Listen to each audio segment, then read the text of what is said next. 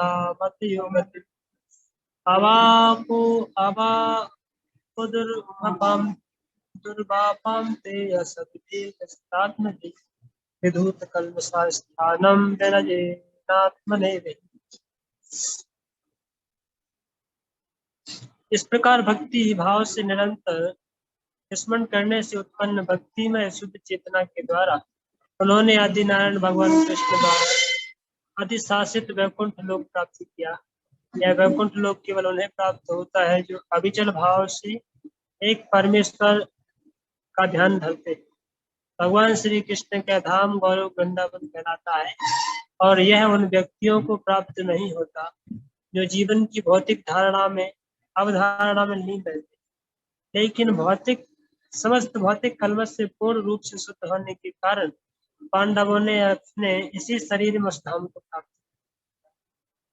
तो चूंकि पांचों पांडव शुद्ध भक्ति की अवस्था को प्राप्त हो चुके थे और शुद्ध रूप को अपने शुद्ध आध्यात्मिक स्वरूप को प्राप्त हो चुके थे, इसलिए भगवान की कृपा से उनको सशरीर के साथ वैकुंठ लोक जाने को मिला। भगवान के धाम में प्रवेश किया उन लोगों ने किसी शरीर के साथ।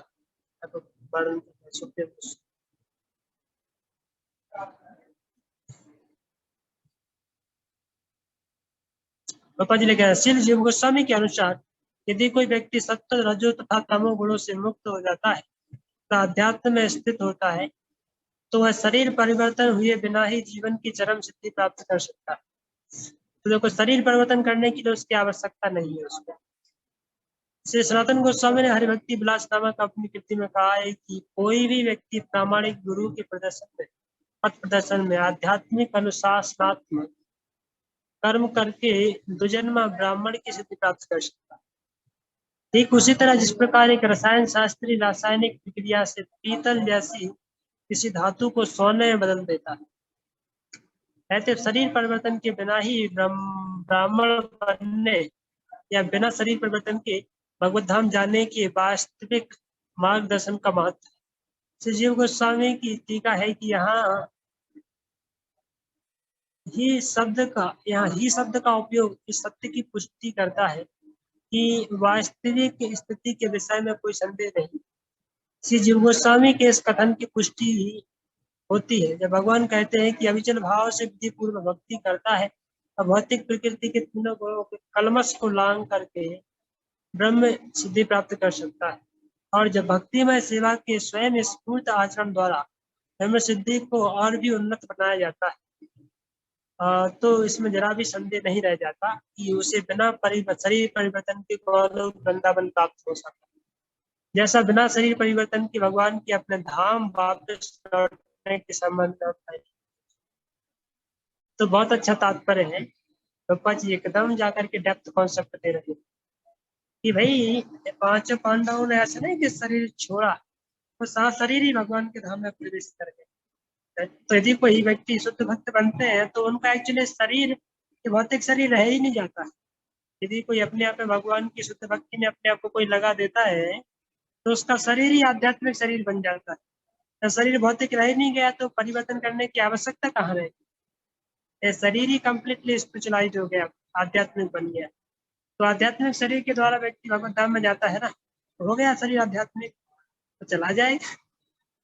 तो कैसे उदाहरण दिया प्रभुपाद जी ने कि कैसे कोई रसायन शास्त्री कोई केमिस्ट होता है तो जाकर के जैसे कोई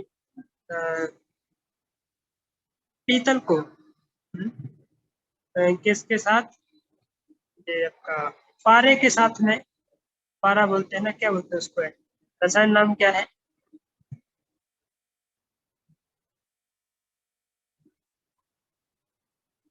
भूल गया।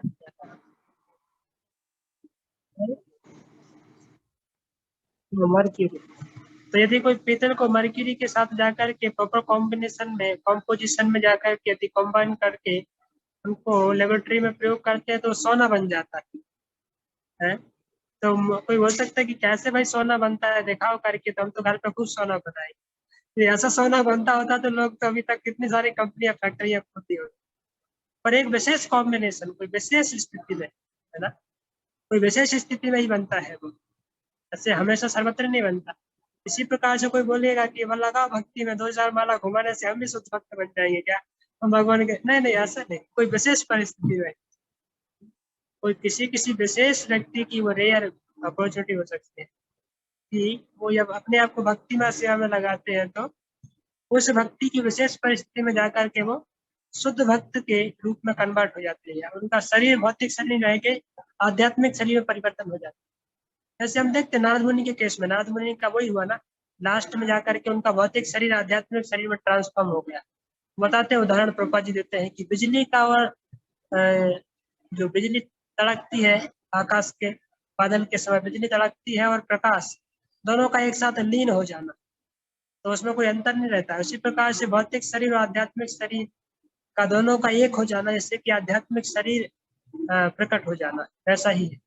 तो इसी प्रकार से भी कोई व्यक्ति शुद्ध भक्ति प्राप्त कर लिया तो उसको शरीर छोड़ने की भी आवश्यकता है। इसमें भगवान गीता में बताते हैं कि त्यक्त्वा देहं पुनर्जन्म, इस शरीर को छोड़ने के बाद मेरे पास आ जाएगा, और उसकी भी आवश्यकता नहीं है। किसी को लगता है इसी शरीर के साथ जाना है तो भी कोई बात नहीं, इसके साथ भी जा सकता। तो इतने किसी ने प्रगाढ़ भक्ति किया है कि उसका शरीर ही भौतिक शरीर से आध्यात्मिक शरीर में कन्वर्ट हो गया, तो छोड़ने का प्रश्न नहीं है। अच्छा कॉन्सेप्ट है। अभी सब लोगों की इच्छा हो रही होगी क्योंकि हम तो ऐसी शरीर में जाएंगे, हो रही है, तो भगवान डिसाइड करेंगे।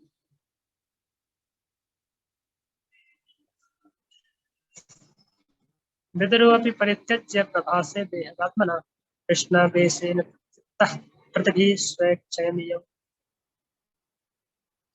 तीर्थाटन के लिए गए हुए विदुर ने प्रभास में अपना शरीर त्याग किया। चूंकि भगवान कृष्ण के विचार में मग्न रहते थे, अतः उनका स्वागत पितृलोक के निवासियों ने किया, जहां भी अपने मूल पद पर लौट आए।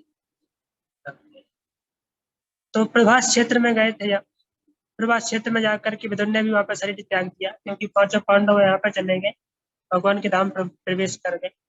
तो इस समय जब विदुर को लगा तो विदुर भी प्रभास की ओर चले गए। विदुर ने प्रभास में जाकर के शरीर छोड़ा और भगवान कृष्ण के विचारों में मग्न हो गए, पितृलोक को वापस लौट गए। क्योंकि कहाँ से आए थे विदुर जी? यमराज है ना, यमराज जी आए थे, अपनी यमपुरी छोड़ करके आए थे, तो वापस चले गए अपनी गद्दी पे।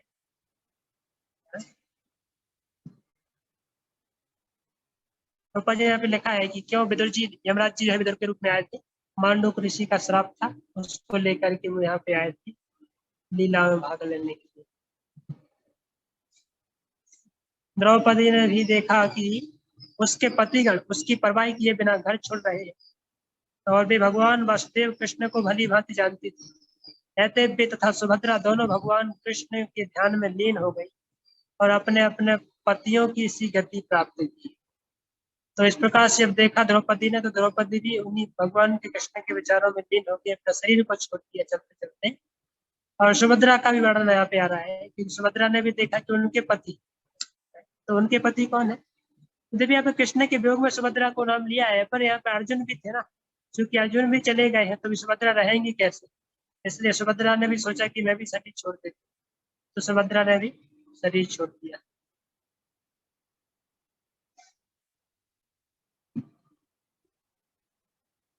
रूपा जी अच्छा तात्पर्य लिख रहे हैं।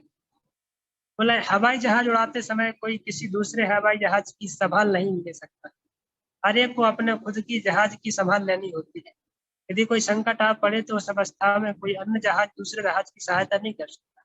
इसी प्रकार जीवन के अंत में जब हर एक को अपने घर भगवत धाम वापस जाना होता है, तो उसे दूसरे के ऊपर निर्भर न रहकर स्वयं अपनी संभाल लेनी होती है। हाँ, उड़ने की पूर्व जमीन पर सहायता की जाती है।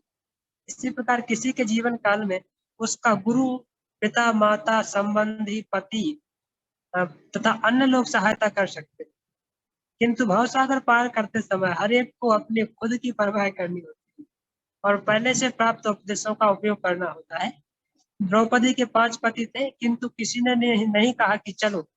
द्रौपदी को अपने महान पतियों की प्रतीक्षा किए बिना अपनी परवाह स्वयं करनी थी, क्योंकि वे पहले से ही प्रशिक्षित थी। ऐसे उन्होंने तुरंत पूर्ण पुरुषोत्तम भगवान वासुदेव का ध्यान किया।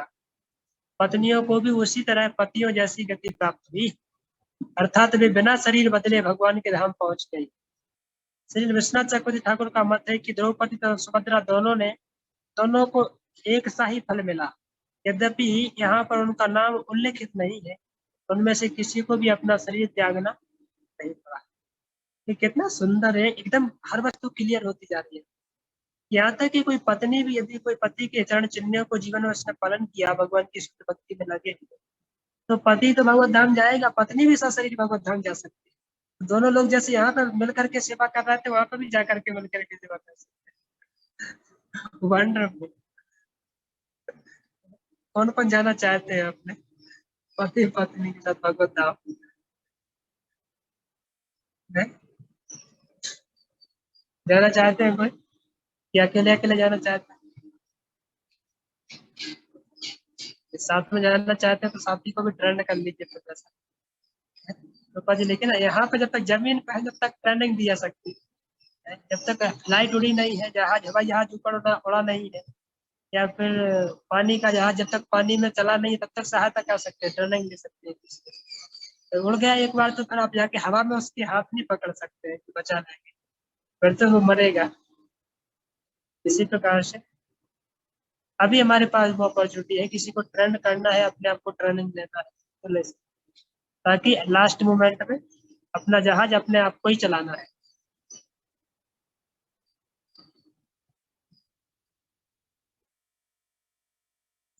या श्रद्धेय तद भगवत्याणाम पांडुसुना सुताना नित्य संप्रयाणम शृणुयोत्सलम शृणुयोत्सलम स्वास्थ्यनम पवित्रम लब्ध्वा हरो भक्तिमुपेति सिद्धम। और पांडु पुत्रों द्वारा जीवन के परम लक्ष्य भगवत धाम के लिए प्रस्थान का यह विषय अत्यंत शुभ तथा पवित्र, परम पवित्र। कहते जो भी इस कथा को भगवत भक्ति भाव पूर्वक सुनता है, वह जीवन की परम सिद्धि भगवत भक्ति को निश्चय ही प्राप्त करता है।